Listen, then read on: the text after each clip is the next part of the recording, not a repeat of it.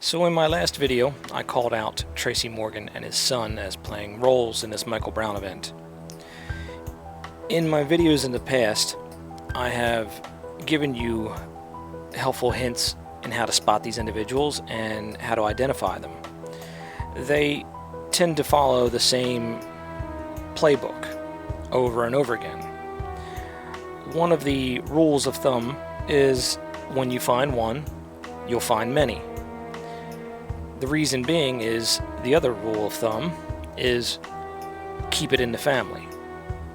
So you'll see the siblings or the children of the actor that you've identified playing roles as their supporting cast around them. This Michael Brown event has been one of these events that, of course, has allowed all the families to come out and take part in the conning of America. And now that you know those rules of thumb, apply it to the video that you see. This next clip I'm going to show you is nothing more than a gratuitous cameo for all the members of the cast. When I looked at it, there's a older white man with a hat on, and if you know that they've set the scene, you know that everything in that scene has been approved. So they put this older white guy in the front with a hat for a reason. What side are you on, my people? What side are you on? When I looked at that, I went, man, he looks familiar. I know I've seen that face before. Come to find out, this is going to be your big man, the big man of this event. This is Norman Lear. And if you don't know who Norman Lear is, maybe you'll remember some of the shows that he's responsible for, like All in the Family, Sanford and Son, Maude, Good Times, Jeffersons. I mean, you name it. Different Strokes, The Facts of Life, Archie Bunker, Gloria, 227. I mean, he's the one that's responsible for the classics. Who's the Boss? Silver Spoons. So you see that all these individuals that are related to these comic legends have ties to Lear because their parents or their relatives were in the shows that he created.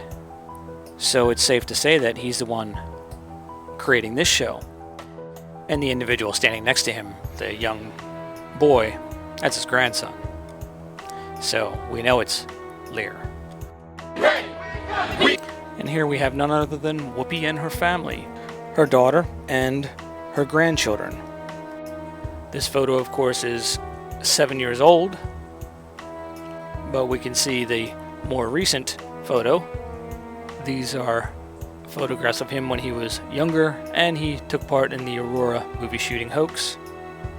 The person standing next to Whoopi is the either brother or cousin of him, and that's the person that they're using for the larger images of Big Mike. And we have another grandchild of Whoopi's standing right alongside of him that played as a role in it also. So you can see, as I said, keeping it all in the family. Coming. We ready. We coming. So since they can't put their names in the credits at the end of these productions, since nobody's supposed to know that they're fake and these are well-known actors, they allow them to make cameos. And remember what I said in my last video about the awkward placement of the actors, as it's not real because the scene is set per the director of photography, and because there's a camera being used, they have to have lighting and all the other different things that make up that scene have to be trained on one spot, and the actor has to follow that mark and perform as expected so the camera knows where they're going to go and stay in focus. So we see a scene here with a very awkward individual walking straight at the camera. Now, no one happens to be looking at him as he's walking through them because they're not supposed to be. They're told not to look at him. Everybody's supposed to be focused forward, except for this individual who is now looking right at the camera. Do you know why this individual has a cameo? It's because he's Don Cheadle or he's Tim Meadows. Now, some people have said they're the same person. Even Don has said on numerous shows that they get confused all the time. So I decided to look into it myself.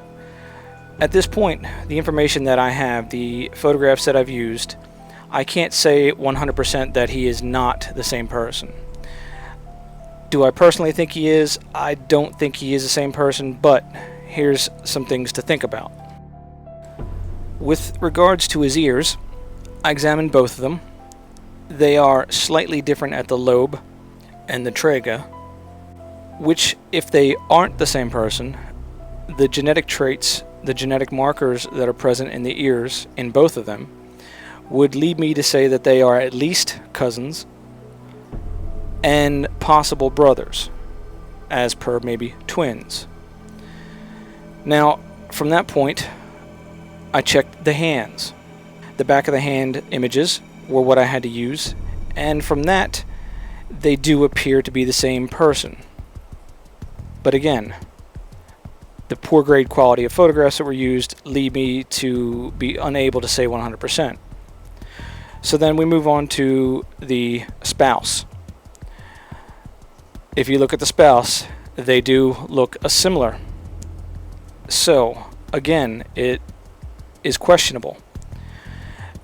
The children are different, but as we've seen before, even with Lucy in her show, the children that were in her show were not her children, and her real children never appeared on the TV show. It leads me to being unable to say with certainty that they are the same individual. But, as I've said before, it doesn't matter at this stage. The objective that we have in these videos is to show that these events are fiction. Whether or not the actors are who I say they are or not is not relevant at this point. That will be relevant in the accountability phase. As I've mentioned before, this is the education phase, where we get people to understand what's going on and how this process works and who these individuals are per the producers. If we see these cameos, we know that they are individuals that are high profile and special to these events. This would be consistent if this person was Don Cheadle, because we've seen his daughter in many of the roles in this event, and his other daughter in other roles in this event. Don't shoot! Don't shoot! Don't shoot! Don't shoot! The individual to the far left is Oprah Winfrey's newly found half-sister.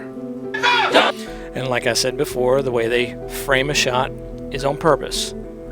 So, since you know that these are staged events, the camera position and the camera movement is already pre-planned, and they set the actors up according to what they want to focus on. And of course, like this one wouldn't stand out, that's Corinne Fox, Jamie Foxx's daughter. Shoot! Don't shoot! And then of course we have Angela Simmons. Don't shoot! And now this next clip, we're going to see some more of the famous children. Officers from 15 departments were here on scene. This is Magic Johnson's daughter and her friend from high school. But now the big grand finale. This next one might shock you, but it really shouldn't. He was a good kid. He didn't live around here. He came to visit me. Oprah and her mother. Nice. He was spending the summer with me. And they did that to him for no reason. Yeah, hang your head there, Oprah. It's a shame that you would allow yourself to be used like this in this type of event, but of course I understand you probably got your beginnings through Norman Lear, so you owe him one. But I hope you realize it's not worth it, since you'll probably lose a lot of your viewers because of this, and I hope you should lose a lot more than that. Oh yeah, and don't hate the messenger for pointing out the actions of others. These individuals are adults. I don't care what their business dealings are with Norman Lear. I don't care what agreements they have. They made those agreements with sound mind and they wake up every morning and choose to do what they do because of their own free will.